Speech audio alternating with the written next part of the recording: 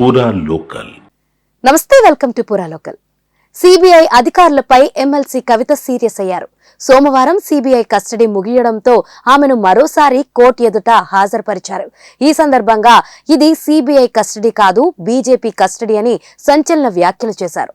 బయట బీజేపీ నేతలు మాట్లాడుతున్న మాటలు, చేస్తున్న ఆరోపణలే లోపల సిబిఐ అధికారులు అడుగుతున్నారని అసహనం వ్యక్తం చేశారు.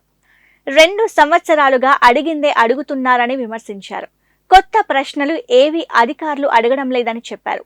మరోవైపు ఢిల్లీ లిక్కర్ స్కామ్ కేసులో ఎమ్మెల్సీ కవితకు షాక్ల మీద షాక్లు తగులుతున్నాయి. ఆమె జ్యుడిషియల్ కస్టడీ న్యాయస్థానం మరోసారి పొడిగించింది.